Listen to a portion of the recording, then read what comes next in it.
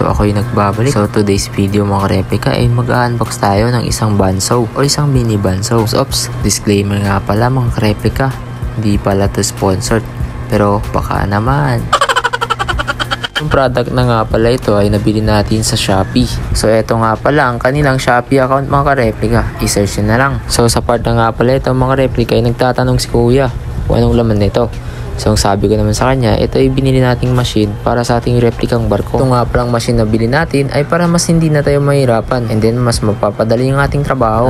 Or hindi nyo pa napapanood yung aking old videos, ay hindi tayo gumagamit ng mga kahit anong machines. So dito nga ay nakapag-ipon ako at saka natin nabili ito. And finally mga replika, sa video na to ay nakuha na natin yung product na to at mapapabilis na yung ating trabaho. At kasi kung iisipin mo, kapag gagamit tayo ng lagari ay matatagalan tayo. Sa paggamit nga pala ng Banso na to, kailangan doble ingat. Kapag gagamit ka nga pala ng wood Banso, ay kailangan naka-safety glass ka at ng mga gloves. At alam nyo naman, kapag yung trabaho natin about sa woodworking, ay kailangan doble ingat. At sa part na nga pala itong mga replika, ay puwi na kami. So mag-unbox na tayo. So dito nga, ay dito na tayo sa bahay ko. Ito nga pala yung aking mini house. Welcome kayo mga ka-replika. Pasensya na nga pala kayo ka-replika, ay maliit na yung ating bahay. Ay yung bahay ko nga pala, ay yung size nga pala nito ay 4x4 feet. At ito nga pala ay nakatikit lang sa kusina ng auntie ko.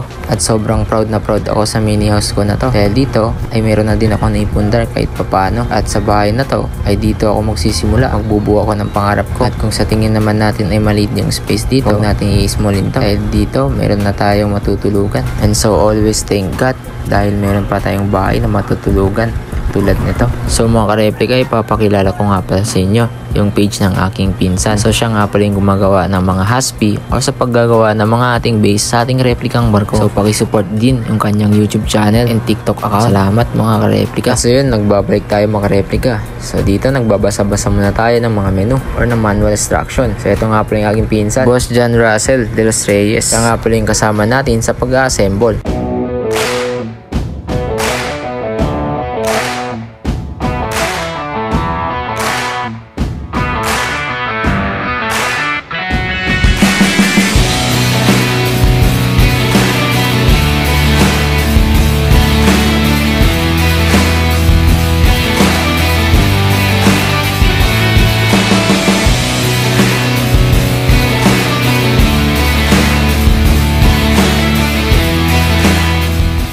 At yun mga replika, big shoutout nga pala sa mga solid ka-replika natin dyan.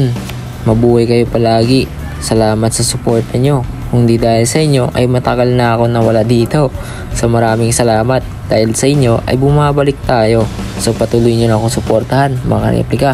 God bless sa inyong lahat. Maraming salamat. At sa yun mga replika, announce ko lang sa inyo, huwag nyong kakalimutan mag-share, mag-follow, mag-subscribe, and mag-leave na din ng comment. Kung gusto nyo din magpa-shoutout, pwede rin. And magpaparapol tayo. Price nga pala mga replika ay magbibigay tayo ng isang barko. So good luck sa inyong lahat. So ang kailangan nyo lang gagawin ay para makasama kayo sa raffle, ay kailangan nyo lang mag-subscribe and hit the notification bell. At para lagi kayong updated sa mga bagong videos natin or sa mga content na ina-upload natin. At kailangan mga ka-replika ay mag-leave kayo ng comment at naka-hashtag solid ka-replika. At kailangan din naka-follow din kayo sa aking TikTok official and then sa aking Facebook page. Same pangalan ng din, Jal Wooden Skid Models. So yun na mga replika, good luck sa inyo. Sana isa kayo sa mananalo. So yun na mga replika for today's video. Maraming salamat sa suporta nyo. And huwag nyo kalimutan mag-leave a comment para sa mga opinion nyo. At eto nga pala yung isusunod natin na content. Ito nga pala si BRP Antonio Luna, isa sa mga pinakamalaking ginawa naming replika para sa ating Philippine Navy, Jose Rizal Class Frigate or FF151. At ito nga pala isa sa pinakamagandang ginawa namin,